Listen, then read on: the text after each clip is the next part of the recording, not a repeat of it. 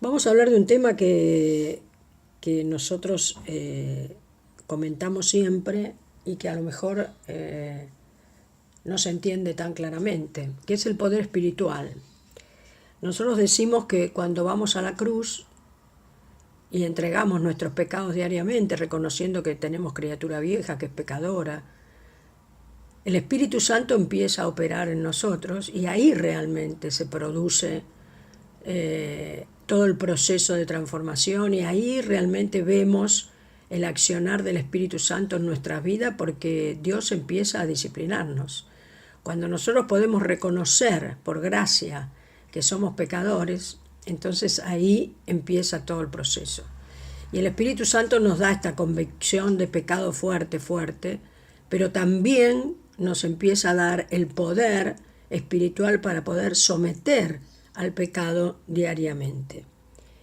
Un hombre que vivía en esta sujeción tremenda al Espíritu Santo y que conocía muy bien este tema era David, ¿no? El Salmo 27 del 2 dice: cuando se juntaron contra mí los malignos, mis angustiadores y mis enemigos. Para nosotros, ¿quiénes son? Los pecados, que todos los días tenemos guerra con el pecado, ¿no? Todos los días, y ahora vamos a ver. Dice: aunque un ejército acampe contra mí, no temerá mi corazón. Es decir, él no permitía entrar el miedo en su alma. Aunque contra mí se levante guerra, yo estaré confiado. ¿Cómo podés estar tan confiado como estaba David, rodeando un ejército real, ¿no? En ese caso real, si no es porque estaba pegado al Señor, si no es porque estaba obedeciendo completamente y vivía en esa comunión tan continua y tan constante con el Señor? Si no es así, es muy difícil que nosotros podamos experimentar esa confianza y ese poder espiritual. Pero claro, nosotros decimos hoy, el cristianismo perdió, no tiene poder espiritual. Claro, no tienen poder espiritual y tampoco les interesa, porque viven en connivencia con el pecado. Si yo te digo, cuando nosotros empezamos a trabajar con el Espíritu Santo, empezamos a ver que vivimos rodeados de tentaciones todo el tiempo, y que el pecado nos acecha todo el tiempo, tú a lo mejor estás pensando: ay, bueno, Alicia, tampoco es que matamos, ni somos adictos, ni... No, pero no son esos solo los pecados. Los pecados son la soberbia, el orgullo, la codicia, los malos pensamientos, la crítica, el juzgamiento, la mentira, el miedo, la incredulidad. No estamos rodeados de estos pecados, no están todo el tiempo asediándonos. Los medios de comunicación, hacer mi voluntad, hacer un culto de la salud física, hacer ídolos de mis hijos, de mi familia, de mi posición económica, de mis títulos. Todo eso nos acecha todo el tiempo, todo el tiempo. Entonces, nosotros, como nosotros peleamos contra ese pecado porque lo reconocemos, y reconocemos que todo el sistema mundo es pecador y que realmente Dios no tiene nada que ver con eso, porque ya salimos de eso o estamos saliendo de eso. Entonces, claro, nosotros tenemos una valoración impresionante del poder espiritual, y lo único que nos interesa es el poder espiritual, primero que nada, para poder someter el pecado. Pero vuelvo a repetirte, si la iglesia apóstata vive en medio del pecado y no lo reconoce, ¿para qué quiere poder espiritual? Claro, ellos creen que lo tienen, además. Ellos creen que ya dejaron de fumar, dejaron las drogas y dejaron el alcohol, y a lo mejor tratan de llevarse bien con la gente y ya está. Ya está. ¿Qué otros pecados? Como me dijo una persona el otro día. ¿Y qué pecados podemos tener nosotros? ¿Alguna mala palabra de vez en cuando? ¿Viste? Entonces, claro, no valoramos, la gente no valora el poder espiritual que nos da el Espíritu Santo para poder vivir y para irnos cada vez podando más de gente que no nos conviene, de cosas que no nos convienen, de doctrinas del mundo, de cosas del mundo, de mi voluntad, de mis propios pensamientos. Todo esto me va sacando todo por gracia, porque no es que yo hago un esfuerzo terrible y digo, ay, tengo que salir del mundo y de las cosas y tengo que vivir con menos y tengo que ser pobre de espíritu y tengo que... No, yo todo eso va siendo por gracia, el Espíritu Santo me lo va mostrando, pero es por gracia todo y es maravilloso, porque tú te das cuenta que renunciar a todo es vivir libre de verdad. Y yo no te estoy diciendo que vayas a regalarle todas tus pertenencias a los pobres, no, a los pobres que no tienen comida y esto, porque pobres somos todos, ¿no? Pero bueno, a las personas que están en una situación de calle, ponele, no, yo no te estoy diciendo eso, te estoy diciendo que renunciamos a poseer. Esa es la renuncia.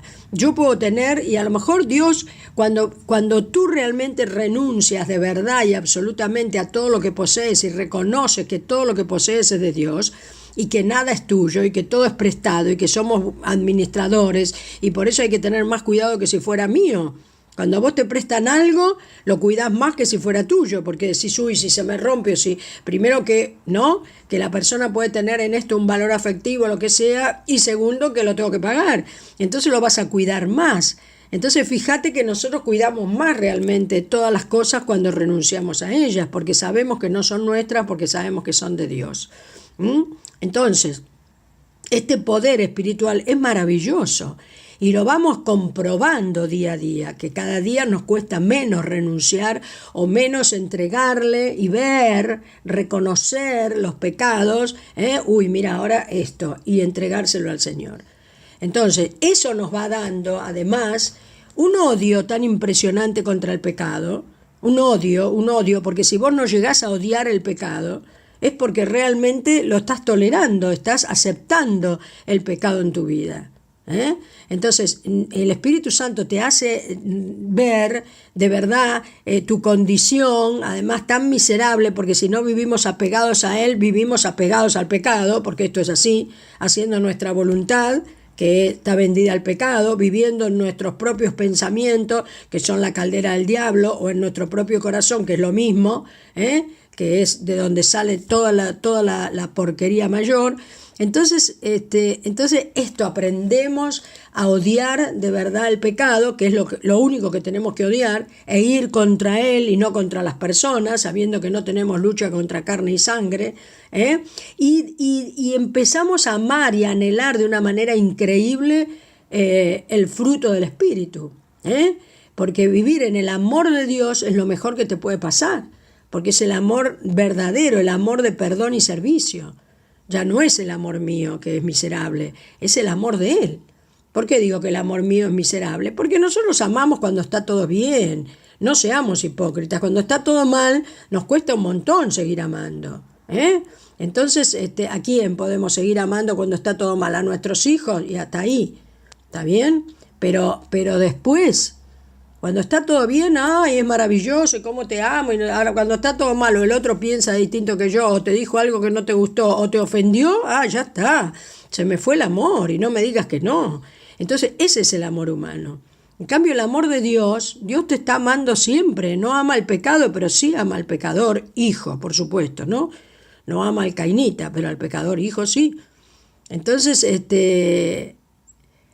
esto, empezamos a querer y anhelar, por otro lado, conocer cada vez más a Dios, más a Dios, más a Dios, porque es lo mejor que te puede pasar, porque ahí es donde vos entrás en el descanso de Él. Ahí es donde tú empiezas a vivir tu vida fuera de toda agenda, fuera de todo proyecto, fuera de todo, y tú dices, Alicia, pero eso es terrible. No, al contrario, vivimos hoy, vivimos del maná diario. ¿Por qué? Porque hoy puede ser el día de la partida. Entonces yo tengo que vivir hoy y hoy tratar de hacer la obra de Dios, hoy tratar de hacer las cosas que Dios quiere. ¿Y qué es lo que más quiere? Que vivamos en amor de perdón y servicio. Entonces, si yo logro eso con la ayuda del Espíritu Santo, es vivir en el Shabbat continuo, es vivir realmente libre de toda exigencia mundana, de toda exigencia de hombre, de querer agradar a los demás, nada de eso. De la exigencia de tenerme que formar más porque tengo que rendir más, porque tengo que mostrar esto, porque tengo que competir por lo otro. Aunque no lo plantees así, es así. Cuando estás viviendo en el mundo es así. Entonces nada de todo esto, nada de todo esto. Y vivís, ¿no?, anhelando y descubriendo cada vez más la sabiduría de lo alto, que es maravillosa, que es maravillosa. Abrir la Biblia es encontrarte con Dios hablando. No es que es una letra muerta, es que Dios te empieza a hablar, es decir, Dios está hablando a través de su palabra. Cuando decimos, ¿cómo puedo conocer a Dios? ¿Cómo puedo saber cómo Dios me habla? Dios te habla a través de su palabra. Yo ayer estaba pensando, mirá, me levanté y a partir de alguna cosa que estaba hablando con una persona muy cercana, y yo estaba mal porque había habido así como un desencuentro. Entonces yo dije, uy, para mí es imposible realmente, para mí es imposible esto, para mí es imposible, como yo decía, es imposible para mí poder comunicarme bien con esta persona, es imposible. Y entonces inmediatamente el Señor me dice, lo que es imposible para ti es posible para Dios. Entonces dije, Dios mío, gracias, porque realmente es eso. Él está continuamente hablándonos, y cuando nosotros pensamos, yo era una de las que pensaba, el Señor no me responde, es porque yo no sabía ir a buscar o encontrar en la palabra que Él está hablando ahí. Él está hablando, no es que estás leyendo una letra, esto yo lo sabía intelectualmente, ¿está bien? Porque vos me dirás, ¿cómo no sabías eso, Alicia? Claro, intelectualmente lo sabía, pero no lo tenía en la experiencia de que es así. Entonces hoy sé que abro la palabra y Dios me habla.